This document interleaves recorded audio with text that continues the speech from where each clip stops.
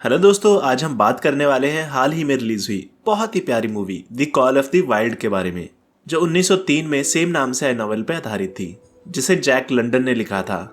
ये मूवी की कहानी एक कुत्ते बक के इर्द गिर्द घूमती है, जो अपने मालिक जज मिलर के साथ बड़े ऐशो आराम से रहता था, पर जिंदगी उसे एक ऐसी राह पे ले जाती है जिसके लिए वो बना था।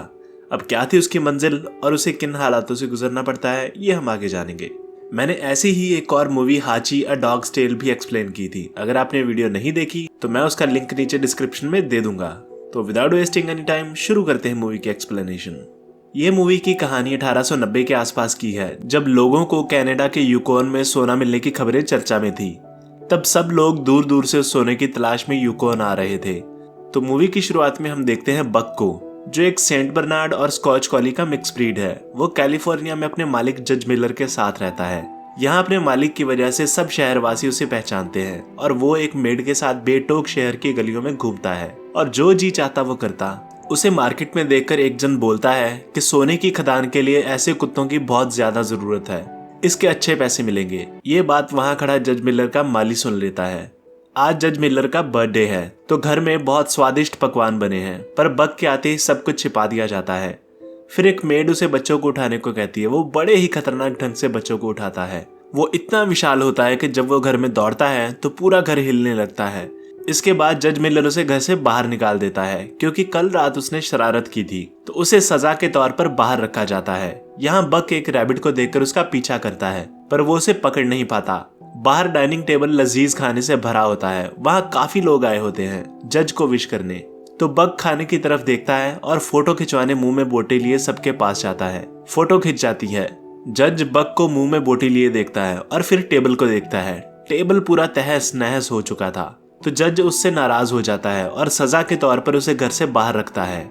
यहाँ बिजली कड़कने से बक डर जाता है। फिर दूर उसे माली की आवाज सुनाई देती है, तो वो उसके पास जाता है। माली एक बिस्किट वहां खड़ी गाड़ी में डालता है और बक हिचकिचाता हुआ उस गाड़ी में घुस जाता है कि तभी माली और एक दूसरा आदमी उस गाड़ी का दरवाजा बंद कर देते हैं। फिर बक अंदर से माली को कुछ पैसे लेते देखता है, जिसका मतलब माली ने बक को बेच दिया था। बक के कार्टन को ट्रेन में चढ़ा दिया जाता है। कुछ देर बाद जब बक की नींद खुलती है तो बहुत भूखा होता है। एक आदमी हाथ में डंडा लिए उसके कार्टन को खोलता है। बक उस पे हमला कर देता है, पर वो आदमी उसे डंडे से मारता है। फिर बक को वहां अपने जैसे और कुत्ते दिखाई देते हैं। शायद उन्हें भी कहीं से किडनैप करके यहाँ लाया गया था। तो बक हार नहीं मानता और मौका पाकर वहां से भाग जाता है। पर जब वो बाहर आता है तो उसके पैरों तले जमीन खिसक जाती है। वो देखता है वो एक शिप में होता है और यहाँ से वो कहीं नहीं जा सकता था। वो शिप अलास्का पहुंच जाता है, जिसे सोने की खदानों का द्वार माना गया है। यहाँ बक सबको अजीब नजरों से देखता है। कुछ ही देर में बर्फबारी शुरू हो जाती है। ये बक के लिए एक नई चीज होती है, तो वो बर्फ देखकर बहुत खुश होता है और उसके साथ खेलने लगता है। फिर वो रस्सी छुड़ाकर भागता है। दूसरी तरफ हम देखते हैं जॉन थॉर्नटन को, जो एक बुजुर्ग है और अपना मकान बेचकर यहाँ से जा रहा है। यहाँ इन दोनों की टक्कर हो जाती है, जिसमें उसका हारमोनिका गिर जाता है, जिसे बाद में बक लौटाने आता है। जॉन बक को थैंक यू बोलता है और शिप में चढ़ जाता है। ये उनकी पहली मुलाकात थी। अब बक को बेचने के लिए दूसरे कुत्तों के साथ रखा जाता है। बक उनसे दोस्ती करना चाहता है, पर कोई भी कुत्ता उससे दोस्ती नहीं करता। कुछ देर बाद पेरोल्ट वहां आता है और बक को खरीद के ले जाता है। पेरोल्ट मेल डिलीवर करने का काम करता था और उसे अपनी गाड़ी खींचने के लिए कुत्ता चाहिए था, पर उसकी असिस्टेंट फ्रैंकोइस कहती है कि हमें 2 कुत्ते चाहिए थे, पर पेरोल्ट कहता है कि ये अकेला ही काफी है। फिर पेरोल्ट उसे बाकी कुत्तों से मिलवाता है। उन कुत्तों का हेड होता है स्पिट्स, जो काफी डोमिनेंट किस्म का होता है। फिर वो उन्हें एक मैप दिखाता है जहां उन्हें जाना था। बक के गले में भी एक पट्टा डाल दिया जाता है और लाइन के लास्ट में उसे बांध दिया जाता है। अब जब सब कुत्ते उस गाड़ी को खींचने लगते हैं तो बक उनके साथ कोऑर्डिनेट नहीं कर पाता और बार बार गिरता रहता है। अब चूंकि उसे बर्फ पे चलने की आदत नहीं होती, तो बर्फ पे उसके पैर फिसलते हैं। वो गिरता पड़ता चलने की कोशिश करता है और इसी बीच वो एक बर्फ की ढलान में गिर जाते हैं। पेरोल्ट समझ जाता है कि बक को चलने में दिक्कत हो रही है। रात होती है तो सब लोग वहीं कैंप लगाकर सो जाते हैं। पेरोल्ट कैंप में फ्रैंकोइस के साथ सोने चला जाता है। बक काफी थक चुका था, तो वो खाना खाकर फ्रैंकोइस को कैंप से निकालकर खुद पेरोल्ट के साथ सो जाता है। फ्रैंकोइस उठती है और बक को कैंप से बाहर निकाल देती है। यहाँ बक को एक काला भेड़िया दिखाई देता है, जिससे डरकर वो पीछे हटता है और एक कुत्ते से टकरा जाता है। जब वो मुड़कर देखता है तो उसे कोई भी भेड़िया नजर नहीं आता। वो कुत्ता बक को अपनी जगह देकर दूसरी जगह सो जाता है और यहाँ बक को समझ आ जाता है कि बर्फ में कैसे सोना चाहिए। अगली सुबह फिर से जर्नी शुरू होती है, पर अभी भी वो दौड़ नहीं पा रहा था। बर्फ में उसे काफी कठिनाइयां हो रही थी। वो बीच रास्ते में सबको मेल डिलीवर करते हुए अपने डेस्टिनेशन की तरफ बढ़ते जा रहे थे। रात होती है, फिर कैंप लगता है। सब कुत्तों को खाने में फिश मिलती है। यहाँ एक कुत्ते की फिश स्पिट्स जबरदस्ती छीन लेता है। बक ये देखता है और अपनी फिश उसे दे देता है। सभी कुत्ते बक को बड़ी हैरानी से देखते हैं। खैर, वो सब मुश्किलों का सामना करते हुए आगे बढ़ जाते हैं और एक सीन में स्पिट्स पानी पी रहा है और दूसरा कुत्ता वहां पानी पीने आता है, पर स्पिट्स उसे पानी नहीं पीने देता और वहां से भगा देता है। बाकी कुत्ते भी प्यासे हैं, पर डरते हुए आगे नहीं बढ़ रहे। बक ये देखता है और दूसरी जगह से बर्फ तोड़ देता है। वहां पानी आता है और सब कुत्ते खुश होकर पानी पीने लगते हैं। स्पिट्स को ये बिल्कुल पसंद नहीं आता और वो उन सबको गुस्से से देखता है। अब हम देखते हैं कि बक बर्फ में दौड़ना सीख गया है और ये बड़ी तेजी से मेल डिलीवर करते हैं। यहाँ एक सीन में फ्रैंकोइस बर्फ चेक करते हुए पानी में गिर जाती है, जिसे बक अपनी जान जोखिम में डालकर बचाता है। ये देखकर फ्रैंकोइस, जो उससे अच्छे से बात नहीं करती थी, अब उससे अच्छे से बात करने लगती है और उसे खाने को बोटी भी देती है। ये सब स्पिट्स दूर खड़ा देख रहा होता है और अंदर ही अंदर जल रहा होता है। पेरोल्ट और फ्रैंकोइस सोने चले जाते हैं। बक को तभी एक रैबिट नजर आता है और उसके पीछे भागता है। सब कुत्ते भी उसके पीछे भागने लगते हैं। बक उसे पकड़ लेता है, पर फिर उसे छोड़ देता है। इसी तरह बक रैबिट्स के साथ खेला करता था। स्पिट्स वहां आता है और रैबिट को मार डालता है। फिर वो बक पर भी हमला करता है और उसे बहुत मारता है, जिससे वो बेहोश हो जाता है। पर बाकी कुत्ते उसे मोटिवेट करते हैं, जिसे देख स्पिट्स उनको मारने आता है। पर तब तक बक होश में आ जाता है। यहाँ उसे फिर से काला भेड़िया नजर आता है। वो स्पिट्स को गर्दन से पकड़ता है और एक ही बार में पटक देता है। स्पिट्स अपनी हार स्वीकार करके वहां से चला जाता है। सुबह पेरोल्ट स्पिट्स को आवाज लगाता है, पर वो कहीं नहीं होता। बक गाड़ी खींचने सामने आता है, पर पेरोल्ट सुलेस्की को वहां बांधना चाहता है क्योंकि वो पुराना है। पर सुलेस्की सामने बंधना नहीं चाहता। वो इधर उधर भागता है। फिर पेरोल्ट उन सबकी मंशा समझ आता है और बक को बुलाता है। बक एक लीडर की तरह वहां आता है और गाड़ी को खींचने लगता है। सब कुत्ते भी उसका साथ देते हैं। इस बार बक पूरी ताकत के साथ दौड़ता है, जिसे देख पेरोल्ट उससे काफी इंप्रेस होता है। थोड़ी ही दूरी पर पेरोल्ट को बर्फ पहाड़ी से खिसकती हुई नजर आती है। बक भी उसे देखता है और बड़ी तेजी से भागता हुआ जा रहा है। वो बक को बाएं मुड़ने के लिए कहता है, पर बक को दाईं तरफ काला भेड़िया दिखाई देता है और वो दाएं ही मुड़ जाता है। वहां वो एक गुफा में घुस जाता है और सबको सही सलामत दूसरे एंड से बाहर निकाल देता है। पेरोल्ट को लगता है कि बक वाकई में बहुत समझदार कुत्ता है। वो बक की रफ्तार और समझदारी के साथ समय पर अपने डेस्टिनेशन पे पहुंच जाते हैं। सब लोग अपनी चिट्ठियां पाकर बहुत खुश होते हैं। बक सबको अपनी चिट्ठियां पढ़ते हुए देखता है। ये उसके लिए एक नया एक्सपीरियंस था। जॉन भी वही एक कैबिन में है और अपनी पत्नी को लेटर लिख रहा है। लेटर में वो अपने बेटे टिम को याद करता है, जिसका बर्थडे आने वाला है। टिम इस दुनिया में नहीं है और इसीलिए जॉन ने घर छोड़ दिया था। अब रात को फिर से बक को काला भेड़िया दिखाई देता है। यहाँ मैं आपको बता दूं, उसे वो शुभ शगुन के तौर पर दिखाई देता है, जो उसे सही राह दिखाता था। अगली सुबह जब बक पेरोल्ट के साथ जाने लगता है तो उसे एक आवाज सुनाई देती है। जॉन चिट्ठी पहुंचाने में लेट हो गया था, तो बक उसके हाथ से चिट्ठी लेकर पेरोल्ट को दे देता है। ये उसकी दूसरी मुलाकात थी और दोनों एक दूसरे को पहचान गए थे। बक गाड़ी लेकर निकल जाता है। अब कुछ दिन बाद जब वो गाड़ी लेकर वापस आते हैं तो पेरोल्ट को एक सरकारी चिट्ठी मिलती है, जिसमें लिखा होता है कि सब कुत्तों को बेचकर क्यूबेक वापस आ जाओ, क्योंकि टेलीग्राम शुरू होने के कारण अब लेटर्स बंद हो जाएंगे। बक और बाकी कुत्ते काफी दुखी हैं। पेरोल्ट और फ्रैंकोइस उन्हें छोड़कर चले जाते हैं। यहाँ हॉल नाम का आदमी, जो सोने की तलाश में था, वो उन्हें अपनी बग्गी चलाने के लिए खरीद लेता है। पर बग्गी में सामान ज्यादा होने के कारण बक और बाकी कुत्ते उसे खींच नहीं पाते, तो उसका साथी चार्ल्स उसे मारने आता है। पर तभी जॉन वहां आकर चार्ल्स को रोकता है और उन्हें हिदायत देता है कि इस समय वहां जाना ठीक नहीं, क्योंकि अभी बर्फ पिघल रही है, जिसके कारण सबकी जान खतरे में पड़ सकती है।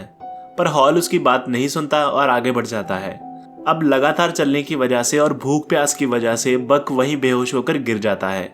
इधर जॉन का भी मन ऊब गया है। वो अपना सामान पैक करता है और चल देता है। उधर हॉल बक के बेहोश होने से परेशान है। वो गन निकालता है और उसे शूट करने ही वाला होता है कि वहां जॉन आ जाता है। वो फिर उन्हें समझाता है कि आगे मत जाओ, पर हॉल सोने के पीछे इतना पागल था कि वो उसकी एक नहीं सुनता। जॉन बक को अलग करता है और बाकी सबको जाने देता है। इसके बाद जॉन बक को लेकर वापस घर आ जाता है। बक 2 दिन तक बेहोश रहता है। होश आने पे वो बक को बताता है कि तुम्हारे सभी साथी मारे गए, तुम अब फ्री हो, जहां जाना चाहो जा सकते हो। इसके बाद जॉन बार में जाता है और अपने लिए बॉटल खरीदता है और बक घूमता हुआ वहां आ जाता है। वहाँ अचानक हॉल आता है और जॉन को मारने लगता है। ये करते देख बक हॉल पे हमला कर देता है। वो गन लेके बक को मारना चाहता है, पर वहाँ खड़ा एक आदमी बीच बचाव करता है और हॉल को बाहर फेंक दिया जाता है। अब जॉन घर आता है और शराब पीने लगता है। बक को ये अच्छा नहीं लगता। पहले तो वो उसे रोकने की कोशिश करता है और उस पर भौंकता है, पर बाद में उसका गिलास फेंक देता है। फिर बॉटल उठाकर बाहर आता है, गड्ढा खोदकर दबाकर उस पर बैठ जाता है। जॉन उसे उठाने की बहुत कोशिश करता है, पर वो इतना भारी होता है कि थककर वो वहीं बैठ जाता है। यहाँ दोनों के बीच बॉन्डिंग काफी गहरी होने लगती है। जॉन उसे यूकॉन का मैप दिखाता है और कहता है कि टिम ने एक बार इसके बाहर एक लाइन खींच दी थी और बोला था कि मैप के अनुसार तो सब लोग चलते हैं, हम ऐसे चलेंगे, तो चलो अब हम दोनों वहां जाएंगे। अगले दिन बोट लेकर दोनों रेडी हो जाते हैं जाने के लिए। रात को एक जगह कैंप लगाकर वो सो जाते हैं। बक जॉन की तरफ दोस्ती का हाथ बढ़ाता है और जॉन उसे अपने साथ कैंप में सुलाता है।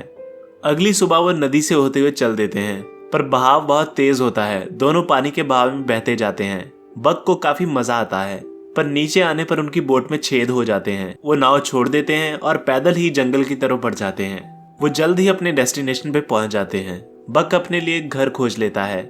जॉन घर को देखकर बहुत खुश हो जाता है। वो घर की साफ सफाई करता है और बेकार सामान को बाहर फेंकता है।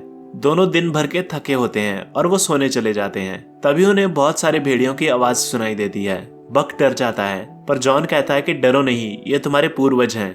हाल जॉन को ढूंढते हुए उसके पुराने घर पहुंचता है, जहां उसको यूकॉन का मैप मिलता है, जिसे देखकर वो समझ जाता है कि वो कहाँ गए हैं। अगले दिन जॉन को नदी में नहाते हुए सोने का टुकड़ा मिलता है, जिसे देखकर वो खुश होता है। फिर दोनों मिलकर नदी से कुछ सोने के टुकड़े निकालते हैं। वहाँ बक को सफेद भेड़िया दिखाई देता है। जॉन भेड़िए को देखकर बक को उसका पीछा करने को कहता है। बक उसके पीछे जाता है और रास्ते में उसे एक भालू मिलता है, जिससे वो डरता है। नदी के पार उसे सफेद भेड़िया दिखाई देता है। यहाँ दोनों का आमना सामना होता है। बक उसकी तरफ दोस्ती का हाथ बढ़ाता है, पर वो भाग जाता है। अब एक दिन सफेद भेड़िया और उसके साथी शिकार कर रहे थे। बक एक साइड में बैठा उन्हें देख रहा था कि तभी एक भेड़िया शिकार करते हुए नदी में गिर जाता है। पानी का बहाव उसे अपने साथ खींच ले जाता है और वो एक पेड़ में जाकर अटक जाता है। ये देख बक वहां आता है और अपनी बुद्धि और बल से उस भेड़िए को बचाता है। इसके बाद वो उन सब भेड़ियों का दोस्त बन जाता है। अब बक ज्यादातर समय अपने दोस्तों के साथ गुजारता है। उसके जाने से जॉन को अब अकेलापन लगने लगता है, पर रात होते ही जॉन के पास वो वापस आ जाता है। वो अपने नए दोस्तों के साथ काफी खुश है। वो उनके साथ शिकार पे जाता और रोज नया शिकार जॉन को ला कर देता। ऐसे ही एक रात काफी देर वेट करने के बाद जॉन अकेला सोने चला जाता है।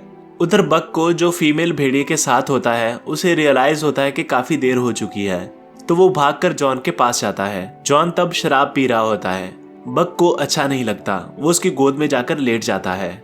सुबह बक जॉन की कैप लेकर उसे चिढ़ाता है। तभी नदी के पार सफेद भेड़िया उसे लेने आता है। जॉन उसे जाने को बोलता है और बक चला जाता है। जॉन छुप कर देखता है कि बक और बाकी भेड़िए बहुत अच्छे दोस्त बन गए थे और भेड़िए उसे भी परिवार का हिस्सा मानने लगे थे।